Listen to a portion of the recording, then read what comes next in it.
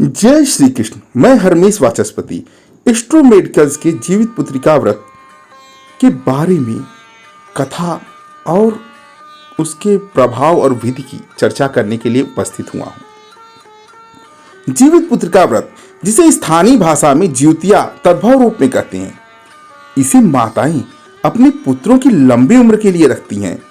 यह आश्विनी मास कृष्ण पक्ष की अष्टमी को मनाया जाता है, अर्थात पितृपक्ष की अष्टमी। इसी दिन 16 दिन चलने वाले माल महालक्ष्मी व्रत का उद्यापन भी होता है। इस व्रत को माताएं अष्टमी के भोर से तथा नवमी के भोर तक 24 घंटे रखकर मनाती हैं। 24 घंटे का निराजल व्रत निर्जला व्रत है, अर्थात अन्न फल के साथ जल का भी 24 घंटे के लिए त्याग किया जाता है तथा शाम को सामूहिक पूजन किसी जलाशय नदी के किनारे किया जाता है तथा कथा सुनी जाती है।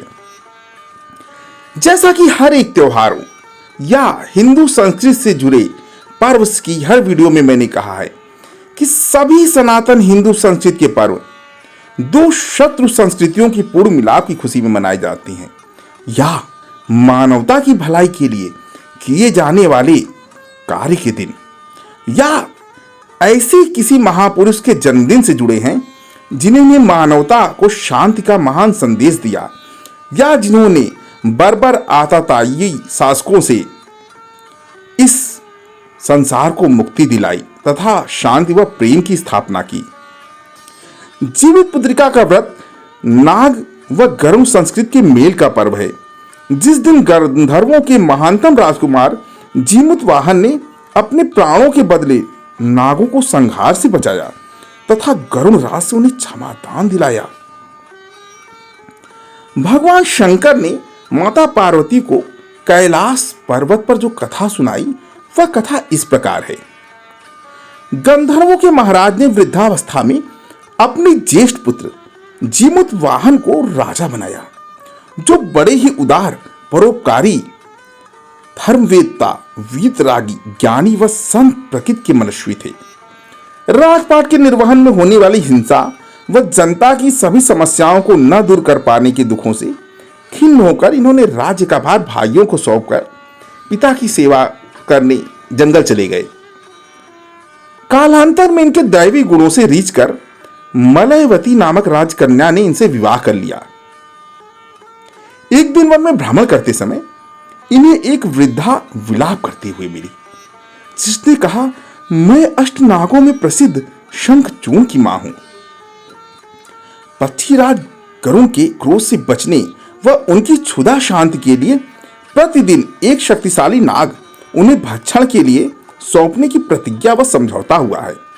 आज मेरे उसी प्रसिद्ध योद्धा शंखचूर्ण की बलि है, जो मेरा इकलौता पुत्र है। जीमूत वाहन ने वृद्धा को आश्वस्त करते हुए कहा, डरो मत मां, मैं तुम्हारे पुत्र के प्राणों की रक्षा करूंगा। आज इसके बजाय मैं जाऊंगा। इतना कहकर मनीषी जीमूत वाहन ने शंखचूर्ण के हाथ से लाल कपड़ा ले लिया और वे उसे लपेटकर गरुड़ को बलि देने के लिए चुनी गई वधशाला वध शिखा पर लेट गए। नियत समय पर पक्षीराज गरुड़ का आगमन वधशिला पर हुआ तथा लाल कपड़े में लिपटे जीमूत वाहन को पहाड़ के शिखर पर ले जाकर बैठ गए। अपने चंगुल में फंसे किसी जीव को हत्या के समय भी आंख से आंसू व वेदना न देखकर बड़े आश्चर्य में पड़ गए तथा परिचय पूछा कि तुम कौन हो? तुम नाग नहीं हो। मनीषी जीमूत वाहन ने सारा किस्सा कह सुनाया। पक्षीराज गरुड़ जी व धर्मवेत्ता जीमूत वाहन में धर्म और शास्त्र की बड़ी गूढ़ चर्चा व सत्संग होने लगा। प्रकरणांत में गरुड़ जी ने इनकी दया, दूसरों की प्राण रक्षा में प्राणोत्सर्ग की भावना व धर्म व शास्त्र के ज्ञान से प्रभावित होकर महर्षि जीमूत वाहन के साथ ही समस्त नाग जाति को अभय प्रदान कर दिया तथा यह वरदान दिया कि आज से मैं नागों का वध नहीं करूंगा। नाग व सर्प जाति को समूल नाश से बचाने के लिए शंखचूर्ण सहित प्रसिद्ध अष्टनागों व उनकी समस्त जाति ने इनकी पूजा प्रारंभ की तथा इस दिन को जीवित वाहन की पूजा के दिन के नाम से मनाया जाने लगा। ये आशीर्वाद दिया गया इनके द्वारा कि जो भी माताएं अपने पुत्रों की दीर्घायु के लिए ये व्रत करेंगी, उनके पुत्रों को दीर्घायु और कष्टों से छुटकारा मिलेगा। इस तरह से यह व्रत प्रारंभ हुआ। इसके साथ पुराणों में एक कथा और जीवित पुत्रिका व्रत से जुड़ी हुई आती है, जो विश्व विदित वृत्तांत है, जिसमें स्वनाम धन्य स्मरण करते ही आनंद से भर जाने वाला मन, जिनके नाम से दुखों का नाश करने वाले प्रेम स्वरूप भगवान श्री कृष्ण से जुड़ी हुई है, जिनके ज्ञान प्रेरणा से लिए बिना किसी भी धर्म संप्रदाय का चिंतन ही व्यर्थ है, जिनके ज्ञान के बिना बौद्ध, इस्लाम, क्रिश्चियनिटी आदि कितना भी भ्रम फैला लें, आज जगत गुरु भगवान श्री कृष्ण के ज्ञान व प्रेम सागर से अपनी गागर में प्रेमांजलि भरे बिना, ज्ञानांजलि भरे बिना किसी भी धर्म प्रवर्तक ने अपनी यात्रा संपादित की ही नहीं। अगर आप वर्तमान सभी धर्मों का मूल चिंतन व दर्शन पढ़ेंगे तो कहीं न कहीं आपको इसका एहसास जरूर होगा, अन्यथा शेष धर्म लुप्त हो गए। हाँ, इतना अवश्य है कि तत्कालीन देश काल परिस्थिति समूह के अनुसार परिवर्तन करना पड़ा, या उन महान धर्म प्रवर्तकों के जाने के बाद उस विशुद्ध ज्ञान में